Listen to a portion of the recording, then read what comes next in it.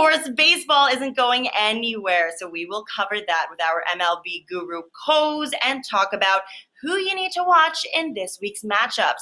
We're so happy to have a full week of sports to go over, and there is a lot to cover. So put your seatbelts on. Let's not waste any more time. Let's get right into it with a little bit of America's pastime, MLB. What's up, Coz? So happy to have you. Now, the MLB had a shaky start to this season, but of course it seems like we are kind of off, the ground for now. And due to the shortened season, every single game means so much more for that playoff hunt. Even the Pirates have a shot.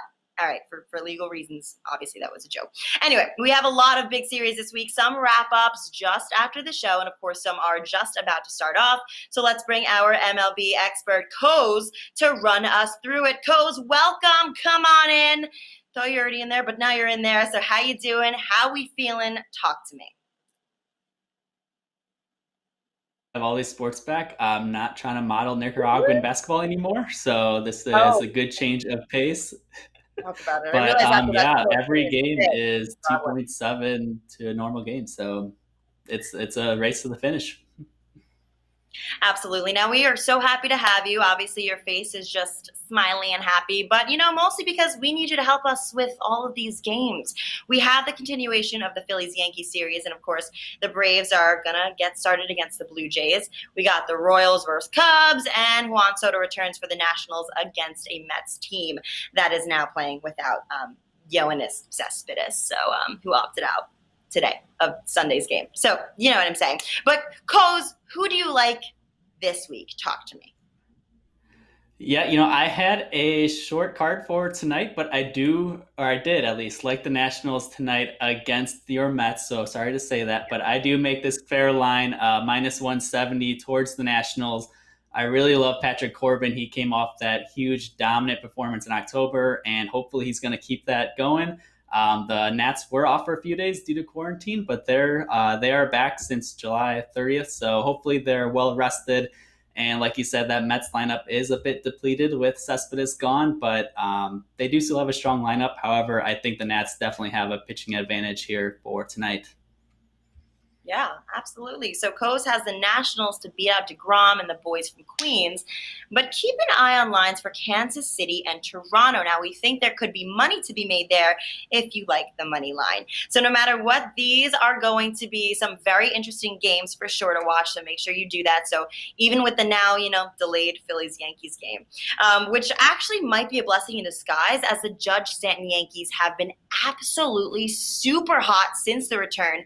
So maybe they'll cool off a bit and save Bryce Harper and the Phillies a loss. But, I'm all for the Yanks, so we'll see what happens there. But speaking of the players, we saw Javier Baez cleaning up 2 games for the Cubs this week. And I had mentioned Juan Soto taking the field again for the Nationals. So, Coz, do you see any player props this week that look like particularly nice, or any money floating out there? What do you think? Yeah, I'm not a huge props person, but I did do some digging this morning for our show, and I'm going to be honest, I'm a little biased here. I'm a huge Cubs fan, so I'm really excited about this Cubs start and tonight's game with Hendricks on the mound. I did some digging, and I do like his strikeout prop of over 5.5 strikeouts for tonight against the Royals. He's not known for being a strikeout pitcher, but he really worked on his all of his pitches over the offseason, and he added a really, really gross curveball that looks fantastic. So I'm really excited about this prop at plus money. It's plus 129 over at Pinnacle. So if you can find anything for plus money on this, I think it's a great shot.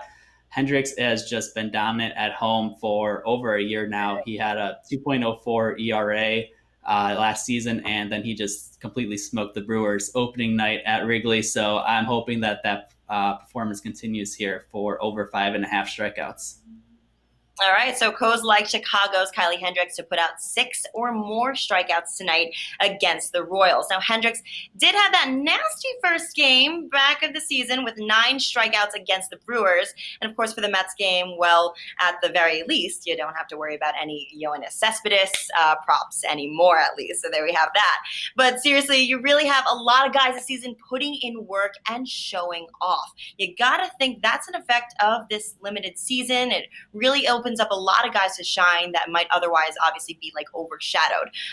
But speaking of being overshadowed, because I love transitions like that, there is a big COVID-shaped shadow hanging over this season. And I mean, we've been hearing so much about it lately, and it just reared its ugly head in St. Louis with several Cardinals player testing positive. So, Coz, how does the Cardinals news, affect this season? COVID is running rampant everywhere, all over MLB. But is the writing on the wall for the MLB? Like, what's your thoughts on that?